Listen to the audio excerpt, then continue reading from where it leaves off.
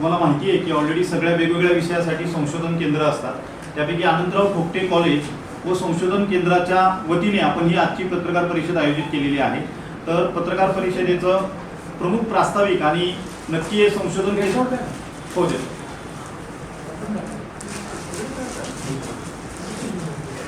तर संशोधन केंद्राची आणि आपल्या याची भूमिका सर्वप्रथम आपल्या संस्थेचे प्राचार्य प्राध्यापक डॉक्टर प्रसन्न देशमुख सर त्या ठिकाणी आपली भूमिका मांडतील आणि ते झाल्यानंतर प्रेस नोटसह ॲक्च्युली संपूर्ण भूमिका आम्ही तुमच्यापर्यंत पोहोचवत आहोत. तर सर्वप्रथम संशोधन केंद्राबाबत मी सरांना विनंती करतो की आपण भूमिका मांडावी. सर्व पत्रकार बंधूंचं मनापासून हार्दिक स्वागत. या ठिकाणी आपण आवर्जून आमच्या पत्रकार परिषदेला प्रतिसाद म्हणून आपण उपस्थित राहिलात त्याबद्दल आपले आभार आणि मनपूर्वक स्वागत. सावित्रीबाई फुले पुणे विद्यापीठाच्या मान्यताप्राप्त असलेल्या अनंतराव ठोकटे कॉलेज अँड संशोधन केंद्र भोर या ठिकाणी 7 विषयामध्ये PhDची रिसर्च सेंटर आहे. महाविद्यालयाची भूमिका अशी असते की सर्व रिसर्च सेंटरमध्ये चालणारं PhDचं संशोधन हे समाजाभिमुख असावं, समाजामध्ये काहीतरी त्या संशोधनामुळे उपयोग व्हावा आणि निश्चितपणे आपल्या समाजाचे प्रश्न त्यातनं सोडवले जावे. आपल्याकडे जे 7 संशोधन केंद्र आहेत त्याच्यामधलं एक म्हणजे राज्यशास्त्र की ज्याला आपण पॉलिटिकल सायन्स असं म्हणतो. या पॉलिटिकल सायन्स विभागामध्ये PhD करणारे जवळजवळ 12 विद्यार्थी या महाविद्यालयामध्ये आहेत. यातले जे सिलेक्टेड 3-4 विद्यार्थी आहेत त्याच्यामध्ये माझ्या समवेत असलेले यशराज पारखी हे यांनी याच्यामध्ये एक संशोधन प्रकल्प केला की जो आमच्या संशोधन केंद्राला अतिशय महत्त्वाचा वाटला. आणि या दृष्टिकोनातनं राज्यशास्त्र विभागाचे प्रमुख माझे समवेत असलेले डॉक्टर वैभव सूर्यवंशी सर असे आम्ही तिघांनी आपल्याला हे संशोधन सादर करण्याचा या ठिकाणी निर्णय घेतला आणि म्हणून ही पत्रकार परिषद आम्ही घेत आहोत. अनंतराव ठोकटे महाविद्यालय हे राजगड ज्ञानपीठ शिक्षण संस्थेच्या अंतर्गत येतं. अनंतराव ठोकटे साहेब हे त्याचे संस्थापक आणि माजी आमदार आदरणीय संग्रामदादा ठोकटे हे त्याचे कार्याध्यक्ष आहेत आणि स्वरूपाताई ठोकटे या त्याचे सचिव आहेत. मी प्राचार्य डॉक्टर प्रसन्न देशमुख. अधिक वेळ न घेता मुद्द्याचं संशोधन कशावर आहे हे आपल्यासमोर सादर करतो. आपल्या सर्वांना माहिती आहे की भारत देशामध्ये 18 वय पूर्ण झाल्यानंतर त्याची मतदाराची नोंदणी करण्याची प्रक्रिया आहे आणि या प्रक्रियेच्या माध्यमातून त्याची नोंद होते. बऱ्याचदा असं लक्षात येतं की नोंद वेळेत होत नाही किंवा बरेच जण 18 वय पूर्ण केलं तरी करत नाही. म्हणून आपल्याला मतदार जागृती अभियान राबवावं लागतं आणि अशा प्रकारची मतदार जागृती अभियान अनेक विद्यापीठांमध्ये अगदी सावित्रीबाई पुणे विद्यापीठ असेल किंवा भारतातील सर्व विद्यापीठ आणि महाविद्यालय राबवत असतात. मूळ मुद्दा असा येतो की 18 वय झाल्यानंतर ऑटोमॅटिक त्याची नोंदणी का होत नाही. जरी त्याचा जन्म एका ठिकाणी झाला, जरी त्याचं कार्यक्षेत्र दुसरीकडे असलं, भारतामध्ये तो कुठेही असला, अगदी तो जर भारतीय नागरिक असेल आणि बाहेर जरी गेला तरी सुद्धा त्याची नोंदणी ही ऑटोमॅटिक झाली पाहिजे. आणि हा प्रकल्पाचा मुद्दा विचारात घेऊन आमच्या महाविद्यालयाच्या संशोधकांनी एक संशोधन पेपर तयार केला आहे की जो आम्ही तुमच्या पुढे सादर करतो. निश्चितपणे आपण याचं स्वागत कराल कारण अतिशय अद्ययावत उत्कृष्ट तंत्रज्ञानावर आधारित आणि आपल्या देशाच्या लोकशाहीच्या समृद्धीसाठी आवश्यक असणारी मतदार नोंदणी ऑटोमॅटिक कशा पद्धतीने होईल याचा प्रकल्प आम्ही तयार केला. आमच्या संशोधक विद्यार्थ्यांनी अतिशय मेहनत त्यासाठी घेतली. या प्रकल्पाचं नाव आहे Aadhaar based automated voter list system. Aadhaar based automated voter list system, a solution to enhance electoral efficiency in India. A solution to enhance electoral efficiency in India. The authors and the copyright owner are our student who is also assistant professor, Professor Yashraj Parki, and he is working and associated with Rajgir Jnanpith Anantarao Thokte College and Research Center, where we are doing this research with great efficiency and which has a direct potential in using it for getting electoral roll prepared automatically. This is our main problem, that each and every citizen who attains the age of 18 must get enrolled as a member of and who has a power to give votes and at the time of election. So our government also will take an advantage of it. आणि अशा या प्रकल्पाची press note आम्ही तयार केलेली आहे. मी ते आपल्या पुढे सादर करतो आणि कशा पद्धतीनं इफेक्टिव्हली इलेक्ट्रॉनिक नोंदणी ऑटोमॅटिक पद्धतीने होते याच्याविषयीचे सादरीकरण या ठिकाणी यशराज पारखी करतील. त्यानंतर डॉक्टर वैभव सूर्यवंशी सर आभार मानतील. सर्व पत्रकार बंधूंना विनंती आहे की याला चांगली प्रसिद्धी द्यावी आणि आपणही स्वतः आज हे समजून घ्यावं की प्रत्येक माणूस, प्रत्येक महिला ही जी 18 वय पूर्ण करेल, की जी भारत देशामध्ये कुठेही असेल, जन्मही कुठेही झालेला असो, तिचं ऑटोमॅटिक नोंदणी इलेक्ट्रल रोल मध्ये कशी होते याचा रिसर्च पेपर आम्ही आपल्या पुढे सादर करत आहोत. आपण निश्चितपणे याचं स्वागत कराल याची आम्हाला खात्री आहे. मी आपले संशोधक माननीय यशराज कुमार यांना विनंती करतो की हे संशोधन प्रकल्प आपल्या पुढे सादर करावा. धन्यवाद. Thank you sir. सर्वप्रथम मी आपल्या सर्वांना विनंती करणार आहे, प्रत्येक माणसाची ओळख ही वेगवेगळी असतेच. तसं मनुष्य प्राण्यामध्ये ह्युमन बीइंग फक्त असा एकमेव व्यक्ती आहे की त्याला ह्युमन बीइंग असं आपण म्हणतो. जसं आपण आपल्या आईसमोर मुलगा असतो, पण तोच व्यक्ती ज्या वेळेला रस्त्यावरती जातो त्यावेळेला ती प्रत्येक स्त्री ही त्याची आई नसते किंवा प्रत्येक स्त्री ही त्याची बहीण नसते. तर त्या ठिकाणी प्रत्येक व्यक्तीचा रोल हा प्रत्येक ठिकाणी वेगवेगळा असतो. तशा पद्धतीनेच माझी अशी विनंती आहे, तुम्हाला सगळ्यांना कल्पना आहे की यशराज पारखी म्हणून मी नक्की महाराष्ट्र प्रदेश काँग्रेस कमिटीचा सदस्य जरी असलो तरी सुद्धा आजच्या या पत्रकार परिषदेचा उद्दिष्ट हा कुठल्याही पक्षाशी संबंधित नाही, हा पूर्णपणे संशोधन आधारावरती अवलंबून आहे. अनेकदा आत्ताच्या परिस्थितीमध्ये ईव्हीएम आणि या विषयावरती सुद्धा प्रश्नचिन्ह उपस्थित केले जातात. कृपया समजून घ्या, आजचा विषय ईव्हीएमच्या प्रश्नचिन्हावर उपलब्ध नाही किंवा त्याच्याशी संबंधित नाही. आजचा जो आपला प्रश्न आहे तो प्रश्न असा आहे, जसं तुम्हाला मी मागेही माझी ओळख सांगितलेली आहे, पुन्हा एकदा जे पत्रकार नवीन आहेत त्यांना माझी नव्याने ओळख करून देतो. Basically I am from engineering आणि MBA बॅकग्राऊंड मधून मी आहे. इंजिनिअरिंग मधून आम्ही एक गोष्ट शिकलो ती म्हणजे एखाद्या गोष्टीचं सोल्युशन किंवा प्रॉब्लेम आपल्या समोर आलं की त्यावरती आपल्याला सोल्युशन शोधता आलं पाहिजे आणि त्यावरती काम करता आलं पाहिजे. मी पुन्हा वयाच्या 38व्या वर्षी मी पुन्हा MA in political science, net, set आणि पुणे विद्यापीठाची पेट देऊन सावित्रीबाई फुले पुणे विद्यापीठाच्या अंतर्गत संशोधन करतो आहे. दिनांक 20 नोव्हेंबर 2024 रोजी आपल्या महाराष्ट्रामध्येच नव्हे, महाराष्ट्रामध्ये विधानसभेच्या निवडणुका झाल्या आणि अंदाजे 61% मतदान झालं. दुसऱ्या दिवशी सकाळी मला त्या ठिकाणी मला चेंजमेंट झालं, कारण मला असं वाटलं की जर 61% लोकच जर मतदान करणार असतील तर याचा अर्थ असा आहे की फक्त 31% लोकच ठरवतात. म्हणजे 30च्या एक म्हणजे 31% आला म्हणजे तो ठरवणार किंवा मग कोण निवडून येणार. म्हणजे 40% लोक हे डिसाईड करतात की हा व्यक्ती नाही आला पाहिजे. म्हणजे मेजॉरिटी ही लोक मतदान करत नाहीत. मग त्यावरती आधारित मी संशोधन करत असताना कंपॅरेटिव्ह स्टडी, राजनीती शास्त्रामध्ये वेगवेगळ्या प्रकारचं टेक्नॉलॉजी किंवा पद्धती वापरल्या जातात, त्यापैकी कंपॅरेटिव्ह स्टडीच्या माध्यमातून मी काही गोष्टी आपल्या समोर आणतो आहे. मी आपल्या सर्वांना सर्वप्रथम विनंती करेन की आपण कृपया पान नंबर 6 उघडावं. त्या पान नंबर 6 मध्ये मी आता तुमच्या समोर जी गोष्ट दिली आहे ही प्रेस नोट नसून हा एक व्हाईट पेपर आहे. प्रेस नोट मी तुम्हाला थोड्याच वेळामध्ये देणार आहे, ती मराठी आणि इंग्लिशमध्येही उपलब्ध आहे. तर या प्रेस नोटच्या माध्यमातून मला तुम्हाला हे सांगायचं आहे, हा जो व्हाईट पेपर आहे, सर्वप्रथम व्हाईट पेपर म्हटलं की आपल्याला फक्त सरकार किंवा शासनच व्हाईट पेपर पब्लिश करू शकतो अशा प्रकारची भूमिका आपल्याला सर्वांना जाहीरपणे मान्यता आहे.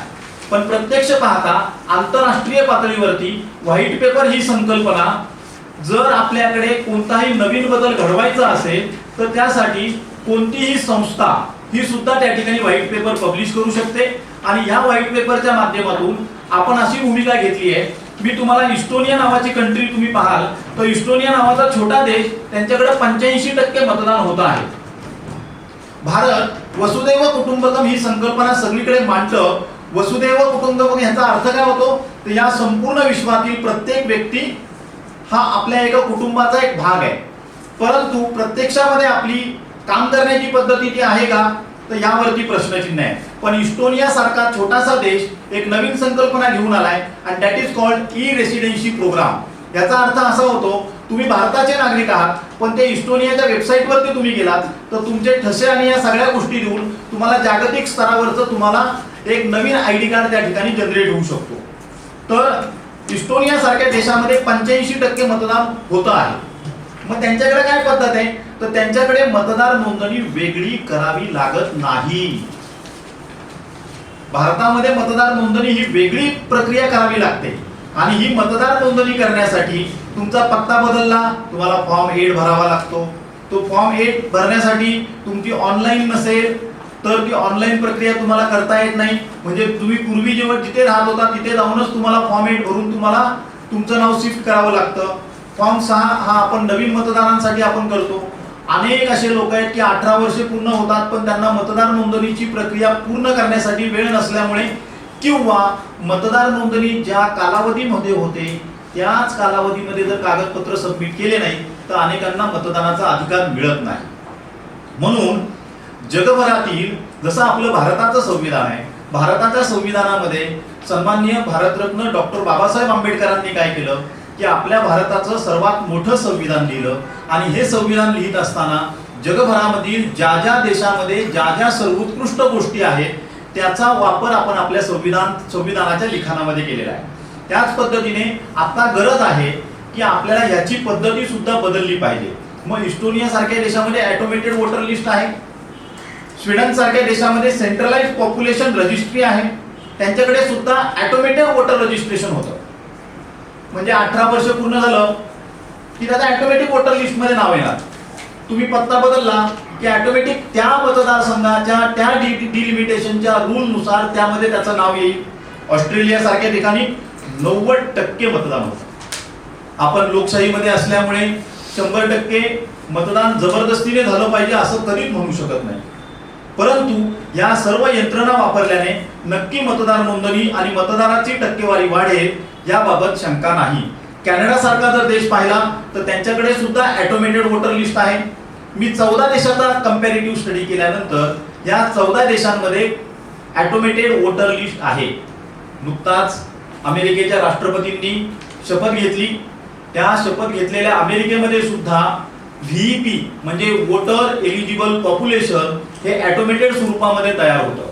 मग आपल्याकडे का नाही हा प्रश्न आहे. दिनांक 23 सप्टेंबर 2023 पर्यंतचा आधारचा आपण जर डेटा पाहिला तर आणि ही अधिकृत माहिती आहे. आधारच्या वेबसाईटवरती तुम्ही गेलात तर तुम्हाला 138 कोटी रजिस्टर आधार कार्ड ओनर आहेत. हे मी सांगत नाही तर महाराष्ट्र आपले गव्हर्नमेंट ऑफ इंडियाची वेबसाईट सांगते. 2024 पर्यंत किती आधार कार्ड होणार आहेत? 138 कोटी. आपल्या भारताची लोकसंख्या 145 कोटी आहे. त्यामध्ये सर्वसाधारणपणे जी काही नवीन जन्माला आलेली मुलं आहेत त्यांचं जोपर्यंत त्यांना शाळेत दाखल करावं लागत नाही तोपर्यंत अनेक पालक त्यांचं आधार कार्ड काढत नाही. त्यामुळे मला असं वाटतंय जास्तीत जास्त प्रमाणामध्ये आधार कार्ड या ठिकाणी झालेले आहे. आता आपला संशोधनाच्या विषयामध्ये पान 1 वरती जर तुम्ही आला तर मी तुम्हाला त्या ठिकाणी विनंती करेल आपण पान 1 वर यावं. मी तुम्हाला त्या पान 1 वरती माहिती दिली आहे की 138.3 करोड एवढे आधार कार्डचे रजिस्ट्रेशन आपल्याकडे झालेले आहे. त्याच पद्धतीने आपल्याकडे आम्ही या माध्यमातून एक सॉफ्टवेअर सुद्धा तयार करण्याच्या भूमिकेत आहोत. त्या सॉफ्टवेअरच्या माध्यमातून जो काही आधारचा डेटा आहे तो ऑटोमेटेड फॉर्म मध्ये जशा प्रकारे इलेक्ट्रोल रोल असतो त्याच इलेक्ट्रोल रोल मध्ये संपूर्ण माहिती त्या ठिकाणी जनरेट होईल. आता विचार करा की ही ऑटोमेटेड वोटर लिस्ट आल्यामुळे काय काय गोष्टी शक्य होणार आहेत. ही वोटर लिस्ट निर्माण करण्यासाठी आपण सर्व भारताच्या कानाकोपऱ्यामध्ये शिक्षक, शासकीय कर्मचारी यांचा आपण कितीतरी वेळ द्यावा लागतो. त्यामुळे शासनाचे जे महत्त्वाची कामं आहेत ती अनेकदा पेंडिंग राहतात. याविषयी मला वेगळं काही सांगण्याची गरज नाही. बरं असो, ती यंत्रणा जरी वापरली तरी सुद्धा त्यामध्ये अनेकदा कमतरता राहतात. Why? Because energy flows where focus is there. ज्या शिक्षकांचं काम शिकवणं आहे त्या शिकवणाऱ्या शिक्षकांना जर तुम्ही दुसरं काम दिलं तर त्यावेळेला त्यांना तिकडे पण लक्ष द्यायचं, इकडे पण लक्ष द्यायचं. अशा याच्यामध्ये अनेक त्रुटी राहतात. फॉर्म भरले जात नाहीत, स्पेलिंग मिस्टेक राहतात, फॉर्म जे काही फोटो असतात त्या फोटोमध्ये गडबडी होतात आणि मग त्याच्यामुळे अनेक गोष्टी घडत असतात. तुम्हाला कल्पना आहे अनेकदा अशा गोष्टी हास्यास्पद रूपामध्ये घेतल्या जातात. एक व्यक्ती मतदान केंद्रावरती जातो आणि तो म्हणतो, मतदान अधिकाऱ्याला विचारतो की अहो ही व्यक्ती येऊन गेली का? तर तो म्हणतो की जर ही आली असेल तर ही व्यक्ती गेली 10 वर्षे येते आणि ही माझी बायको आहे ही बायको माझी 10 वर्षापूर्वी मयत पावली आहे, पण ती मला काय माहिती, पण मतदानाच्या वेळेला मात्र ती बरोबर मतदान करून जाते, तर कृपया सापडली असेल तर सांगा. हास्यास्पद भाग थोडासा बाजूला सोडूया, परंतु ही जी परिस्थिती आहे यामध्ये जे काही त्या ठिकाणी मतदान होत आहे, जे बोगस मतदान होत आहे, त्याच्यावरती सुद्धा ही ऑटोमेटेड वोटर लिस्ट सिस्टम ही अत्यंत प्रभावी ठरणार आहे. अर्थात आता यामध्ये मी तुम्हाला पान नंबर 2 वरती एक फ्लोचार्ट आपण मेन्शन केलेला आहे. त्या फ्लोचार्ट वरती आपण असं म्हटलंय, आधार डेटाबेस, एलिजिबिलिटी चेक, 18 वर्ष झालं रे झालं की त्या व्यक्तीचं नाव ऑटोमॅटिकली वोटर लिस्ट मध्ये येईल. मी आत्ता समजा असं गृहीत धरूया, कसबा मतदारसंघात आहे, मी काही कारणास्तव शिवाजीनगर मतदारसंघामध्ये गेलो, म्हणजे डिलिमिटेशन ऍक्ट नुसार मी त्या ठिकाणी माझा ऍड्रेस ऑटोमॅटेड चेंज झाला, किंवा मला ज्या वेळेला माझं मतदान कुठं असावा हा जो अधिकार आहे, त्या वेळेला within 2 days I can update that address and according to that address that new voter list will get create. तर ही एक सिस्टम त्यामध्ये शक्य आहे. हा आता यामध्ये काही चॅलेंजेस सुद्धा आहेत. अर्थात या चॅलेंजेससाठी व्हाईट पेपर नंतर जी प्रोसेस असते ती म्हणजे की मी आज हा व्हाईट पेपर तुमच्या समोर आमच्या संशोधन केंद्राच्या माध्यमातून प्रसिद्ध केला, त्यानंतर हाच पेपर राज्यसभेमध्ये आणि लोकसभेमध्ये खासदारांच्या माध्यमातून मांडला जावा, अशा प्रकारे आम्ही प्रयत्नशील राहणार आहोत. खासदार त्या ठिकाणी भूमिका मांडतील, आणि जसं आपल्याला माहिती आहे की कधी काळी ज्या वेळेला कोणती नवीन प्रणाली आणायचं म्हटलं तर ते काय करतील, एखाद्या ठिकाणी एखाद्या स्पेसिफिक निवडणुकीमध्ये ही यंत्रणा वापरली जाईल, आणि मग टप्प्याटप्प्याने त्यावरती हे शक्य आहे, आणि मग त्याच्या आधारावरती आपल्याला पुढे काम करता येईल. प्राध्यापक विश्वनाथ तांबे सर पण आले. तांबे सरांना मी विनंती करेल की सर आपण वरती या.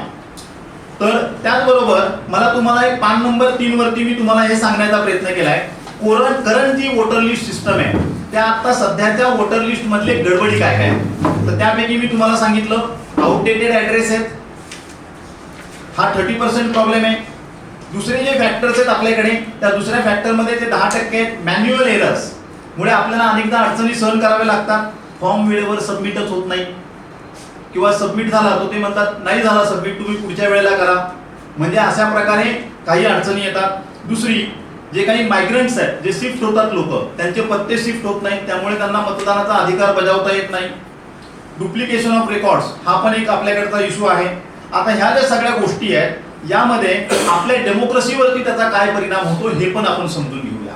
आपल्या सर्वांना कल्पना आहे की आपण जसा आपला भारत देश आहे तसे जगातील 192 देश एकत्रित येऊन युनायटेड नेशनच्या माध्यमातून आपण सस्टेनेबल डेव्हलपमेंट गोल्स ची पूर्तता 2030 पर्यंत पूर्ण करणं हे अपेक्षित आहे.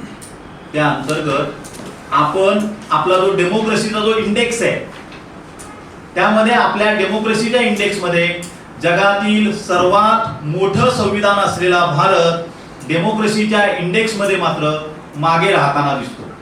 या ठिकाणी आपल्याला कोणत्याही पक्षावरती किंवा कुणावरती टीका न करता खरं पाहता, त्यासाठी मी असं म्हणेल, त्यासाठी एक नागरिक म्हणून मी सुद्धा जबाबदार आहे, तुम्ही सुद्धा जबाबदार आहात, आणि विरोधी पक्ष सुद्धा जबाबदार आहे, आणि सत्तेमधले असले सुद्धा पक्ष जबाबदार आहेत.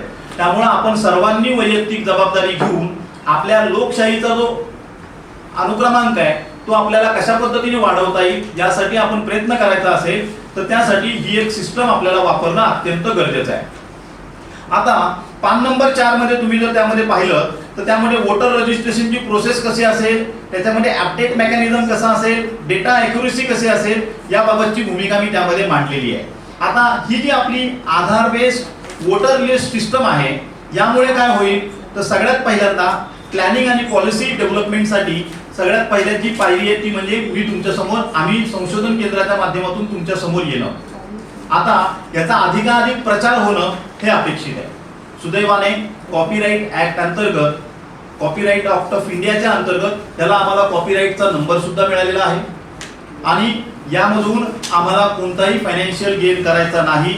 मला असं वाटतंय एक संशोधन करत असताना माझ्यासारख्या व्यक्तीची फक्त एवढीच अपेक्षा आहे की माझा भारत देश जो सुजलाम सुफलाम आहे तो अजून चांगल्या पद्धतीने मोठा झाला पाहिजे, आणि त्यासाठी नवीन टेक्नॉलॉजीचा वापर झाला पाहिजे. आता यामध्ये टेक्निकल फिजिबिलिटी पाहिली तर we have already available this system in place, त्यामुळे आपल्याला वेगळा खर्च करावा लागणार नाही. किती मोठ्या प्रमाणामध्ये या इलेक्ट्रोल रोल तयार करण्यासाठी खर्च होतो याची आकडेवारी तुम्ही ऐकाल तर तुम्ही थक्क व्हाल. त्यामुळे तो खर्च आपला वाचणार आहे. दुसरी गोष्ट इकॉनॉमिक फिजिबिलिटी, दुसरी गोष्ट लिगल आणि पॉलिसी फिजिबिलिटी.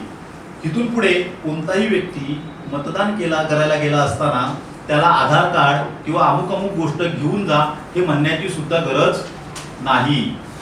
मी अनेक मतदान केंद्रावर पाहिलंय की त्या व्यक्तीने, तो एखादा प्रतिष्ठित व्यक्ती असेल आणि त्यांनी आधार कार्डची झेरॉक्स आणली असेल आणि ओरिजिनल आधार कार्ड नाही म्हणून त्याला पुन्हा मतदान केंद्रावरून परत घरी जावं लागलं. ही करण्याची गरजच नाही. Because we have automated voter list. That thumb match झालं की तो व्यक्ती पुढे गेला आणि तो व्यक्ती मतदार लगेच करू शकतो. त्यामुळे दिस इज लिगल आणि पॉलिसी फिजिबिलिटीच्या बाबतीत सुद्धा हा एक चांगला प्लस पॉईंट असणार आहे. प्रायव्हसी कन्सर्नच्या बाबतीत सुद्धा यामध्ये आपण काही गोष्टीची काळजी घेतली आहे, त्याबाबतही मी तुम्हाला याच्यामध्ये आमची भूमिका मांडलेली आहे.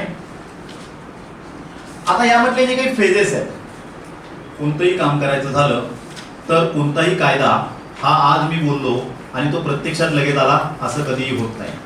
राईट टू इन्फॉर्मेशन ॲक्टसाठी तुम्हाला माहिती आहे अनेक वर्ष जावे लागले. स्थानिक स्वराज्य संस्थेच्या निवडणुकांच्या अंतर्गत स्थानिक स्वराज्य संस्थेला स्वायत्तता मिळाली पाहिजे यासाठी महात्मा गांधीजी देश स्वतंत्र झाल्यापासून बोलत होते, परंतु त्याला 1993 पर्यंत वाट पाहावी लागली. परंतु सुदैवाने आपल्याकडे ह्या सर्व गोष्टीची पूर्तता असल्यामुळे तेवढी वाट पाहावी लागणार नाही. तर फेज 1 मध्ये सगळ्यात पहिली पाहिली आहे प्लॅनिंग अँड पॉलिसी डेव्हलपमेंट. त्या प्लॅनिंग आणि पॉलिसी डेव्हलपमेंटमध्ये पत्रकार म्हणून आपण फार मोठं काम या ठिकाणी करू शकता. To spread this information as is where basis. Second information pilot टेस्टिंगच्या स्वरूपामध्ये आपण एका मतदारसंघामध्ये आपण ही चेक करूया. Third thing then we will work out in nationwide रोल आउटच्या स्वरूपामध्ये आपण त्याचं काम करू शकतो. आणि डेफिनेटली ॲज वी से कोणतीही गोष्ट बोलली आणि ती लगेच घडली आणि त्यामध्ये काही जर त्रुटी असतील तर definitely what is required is continuous improvement. आणि त्या कंटिन्युअस इम्प्रूव्हमेंटच्या माध्यमातून आपण हे क्रिएट करू शकतो. ट्रेनिंग, कॅपॅसिटी बिल्डिंग या बाबतीत हे शक्य आहे. उलट मी असं म्हणेन की इलेक्ट्रोल रोल करण्यासाठी जी ट्रेनिंग अँड डेव्हलपमेंटची सिस्टम वापरावी लागते त्यापेक्षा यामध्ये ट्रेनिंग अँड एज्युकेशन प्रोव्हाइड करणं हे सहज सोपं आहे. पब्लिक अवेअरनेस आणि एंगेजमेंट. आता संशोधन केंद्राच्या माध्यमातून ही आपली सुरुवात आहे. आम्ही अनेक विषयांवरती आम्ही काम करतोय, त्यापैकी ॲग्रिकल्चर बेसवरती पण काय करता येईल यावरती पण आम्ही संशोधन करत आहोत. त्याच पद्धतीने आत्ताच्या परिस्थितीमध्ये राजकारणाकडे सगळे लोक नकारात्मक भूमिकेतून पाहत आहेत. तर अँटी डिफेक्शन लॉवरती सुद्धा मी काही संशोधन करतोय. त्याबाबतही मी पुढच्या वेळेला माझी भूमिका मांडेल आणि आमच्या संशोधन केंद्राच्या माध्यमातून आम्ही ते तुमच्या समोर आणू. आणखी एक गोष्ट आहे, इंडियन पोलीस फोर्स असेल किंवा या बाकीच्या गोष्टी असतील, परंतु आजच्या पत्रकार परिषदेमध्ये केवळ आणि केवळ Aadhaar base automated voter list system हेच आपलं उद्दिष्ट आहे. फर्ग्युसन कॉलेजचे राजनीतीशास्त्राचे उपप्राचार्य आणि HOD प्रकाश पवार सरांना पण विनंती आहे, सर आपण सगळ्यावरती या प्लीज. तर हे सुद्धा आपल्याला त्या ठिकाणी करता येणे शक्य आहे. And definitely what is required, see हा एक जॉब इज नॉट एका व्यक्तीचे नाही आहे, तर आपल्या सगळ्यांना मिळून त्याच्यावरती काम करावं लागणार आहे. आणि त्यासाठी आवश्यक असलेल्या ज्या काही गोष्टी आहेत त्याचे संदर्भ सुद्धा आम्ही या व्हाईट पेपरमध्ये या ठिकाणी देण्याचा प्रयत्न केलेला आहे. Why we said white paper not research paper. ज्या वेळेला अनेकदा PhD करत असताना संशोधक विद्यार्थी हे रिसर्च पेपर लिहितात आणि ते रिसर्च पेपर लिहित असल्यानंतर तो एखाद्या जर्नलमध्ये पब्लिश होतो. तर त्यावरती ऑलरेडी मी एक रिसर्च पेपर ह्याच्याशी आधारित लिहिलेला आहे, परंतु हा स्पेसिफिकली व्हाईट पेपर लिहिलेला आहे जेणेकरून हा पब्लिकली सर्व लोकांपर्यंत पोहोचेल. तर ही त्यामागची भूमिका आहे. आता आम्हाला तुमच्याकडून काय अपेक्षित आहे, तर आम्ही तुम्हाला या ठिकाणी इंग्लिश आणि मराठी दोन्हीच्या प्रेस नोट सर्वांना देऊया.